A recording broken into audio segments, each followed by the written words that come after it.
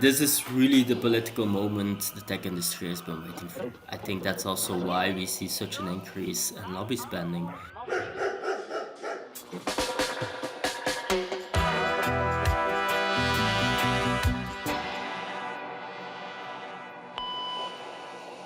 You're listening to EU Watchdog Radio. Hi, welcome. I'm Joanna, Comms Officer at Corporate Europe Observatory, or CEO. In today's episode, I will talk to my colleague Bram Vranken about a new report he has just published about big tech and its lobby budget. By big tech, we are referring to the main technological companies in the world: Google, Amazon, Meta, Apple, and Microsoft, also referred to by the French acronym GAFAM, where the F stood for Facebook, which is now called Meta. I'm not going to interrupt the conversation we recorded, but just to welcome you, I can't help but mention that Bram and our friends at the German NGO Lobby Control have discovered that there are now more big tech lobbyists operating in Brussels than there are members of the European Parliament. Their lobby spending has grown accordingly, and since 2021, they've declared to have increased their spending by more than 55%. The sheer muscle power these companies have to target legislation and to lobby decision makers is unheard of, and it is worth reminding ourselves that big tech's lobby power only further entrenches its hold over key aspects of society and of our lives, from the information we consume to the digital infrastructure on which we depend. I mean, you are probably listening to this podcast in an app that belongs to one of those companies, or using a device which was built by one of them. Without further ado, here's my conversation with Bram. You have new research that you've done with Lobby Control, which is a German NGO that is a little bit of a CEO's sister organization. And you looked into the lobby firepower of big tech. So what was the most surprising thing that you've discovered? I think the most shocking is the sheer level of spending of the tech industry. So the tech industry is now spending 151 million on lobbying a year. So those kinds of numbers, that's really unprecedented. We rarely see that in the European context. So for example, Facebook is now spending 10 million euros a year.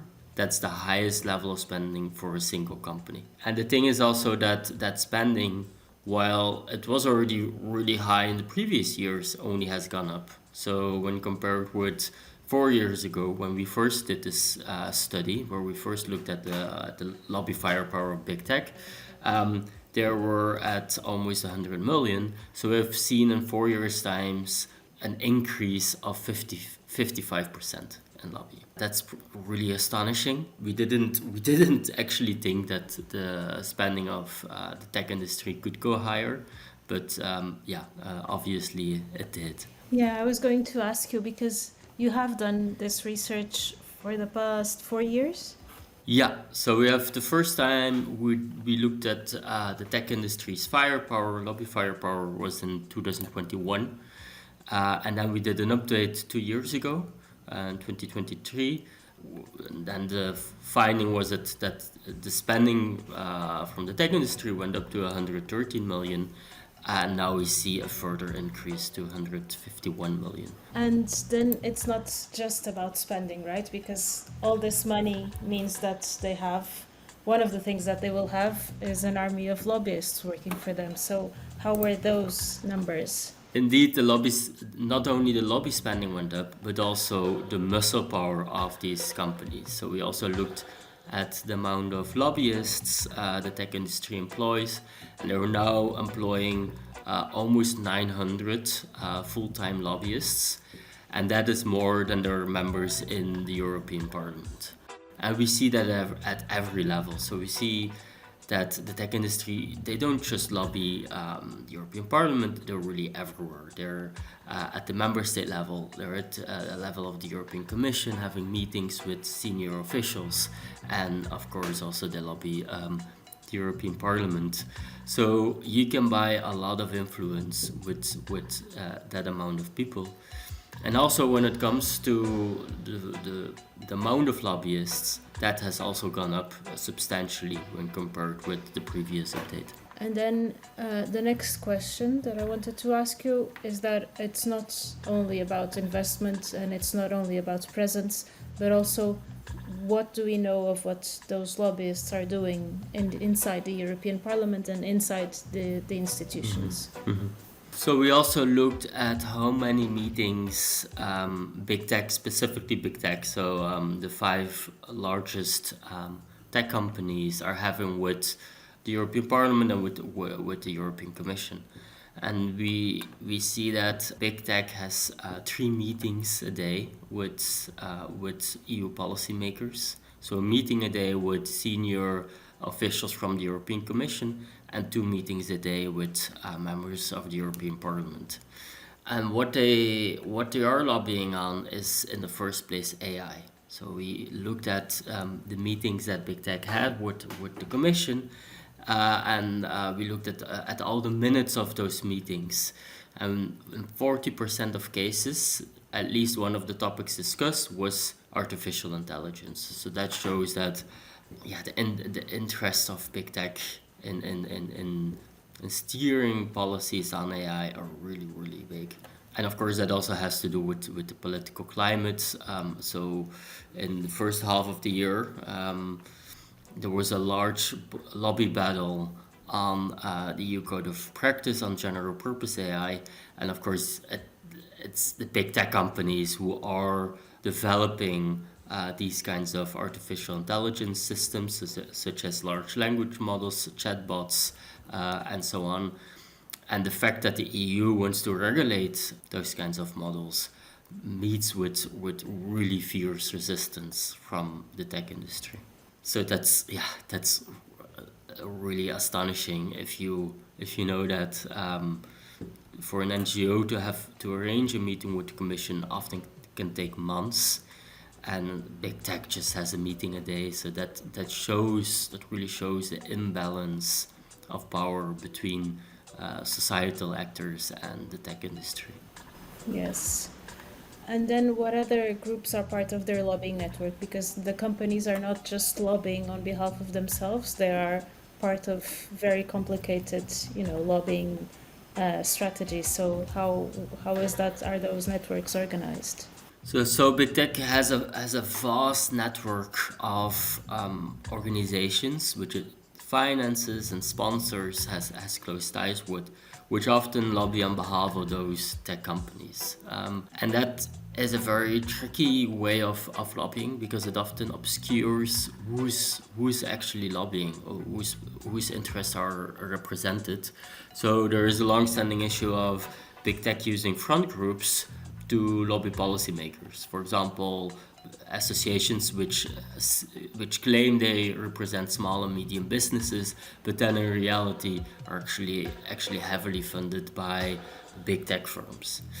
And we, with the study, we looked at 2 key actors in that vast network of big tech's lobby network.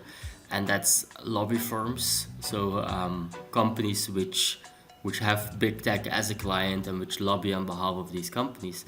And we see that big tech is really a financial boon to this industry. So just these 5 big tech companies are annually spending almost 10 million euros a year on lobby consultancies. So that's a huge number. Every major lobby firm in the EU bubble has a large contract with one of these companies. And they have, of course, these lobby firms have very long-standing presence in the EU bubble, and they have a network on their own. So it's not just big tech lobby, Google lobbyists, Facebook lobbyists, but it's also this kind of armed, this rented muscle power from the lobby firms, which are additionally working on behalf of the tech industry.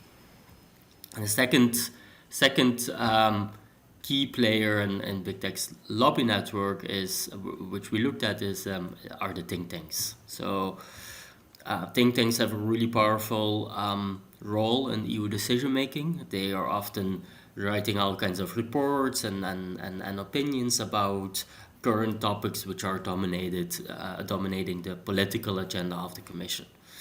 And what we see is that every major EU think tank is receiving money from big tech companies, and in a lot of cases, they're even receiving sponsorship from every big tech company.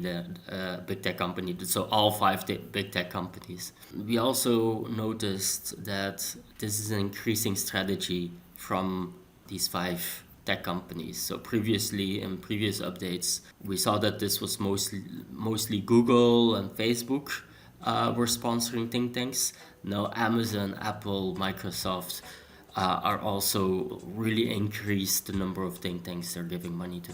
How does all this relate to the deregulation frenzy of the current European Commission and the announced digital omnibus that will eventually come? Yeah, this is really the political moment the tech industry has been waiting for.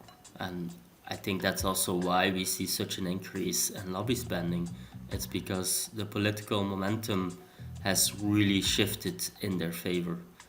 Key rules which have been years in the making to rein in big tech's power, which were aimed at regulating the internet, are now on the line. So first of all, we see that big tech has successfully weaponized the Trump administration to push back against the EU's digital rulebook. But more importantly, it's within the EU, this homegrown deregulation agenda, this new dogma of the Commission, which equates all rules with a problem for innovation and bad for competitiveness, that is really creating this political momentum, this new political reality, which big tech companies are now using to push back against any rules which are standing in the way of their corporate profits. So we see this across the board, of course. We see all kinds of legislation are under attack, from environmental, climate legislation to social policies, but also to digital rules, from the Digital Services Act to the Digital Markets Act, from the GDPR to the AI Act. They're all at risk of being reopened again and being severely watered down. And even more worrying, what we are seeing is that the Commission, they don't even want to talk with civil society. They are having discussions with only businesses in the room, with only big tech in the room, and we know what that will end up to. Like we have attempted to rein in these big tech monopolies, which have huge political economic power, and now suddenly that's all up for grabs again. So we are at a very precarious moment where the Commission is really squandering away years of progress, and big tech knows this. This is why they are increasing their spending, why they're hiring more lobbyists, why they're paying more lobby firms to lobby on their behalf. So we should really push back. We should make clear that the Commission should safeguard the public interest, not those of corporate profits. And we should make sure that that this privileged access from big tech firms, with those three meetings a day on average, we should really push back against that kind of access to EU policymakers, and make sure that other voices within society are being heard. And how can someone who is interested on this topic, what can they do about it? Well, there are a couple of things that people can do. First of all, there is pressuring your policymakers, pressure your member of parliament, send them an email. There is also the platforms you use in your daily life. There are often alternatives available to these big tech platforms. Don't use Microsoft, don't use Facebook, but in the end, this is a structural problem, because what these big tech companies have been able to do is to build a monopoly to make sure that it's almost impossible not to use these platforms. So in the end, the solution is political.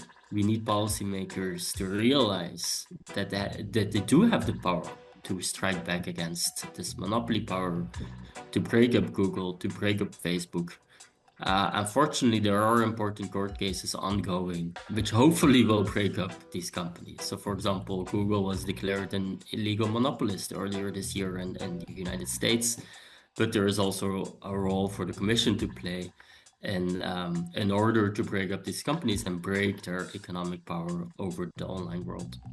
That's the end of this episode. If you like it, please subscribe, make a comment or evaluation, and share it with your friends. Also, don't forget to follow Counterbalance and Corporate Europe Observatory on social media. Don't miss our next episode, coming out in 2 weeks about critical raw materials. Till next time, bye bye!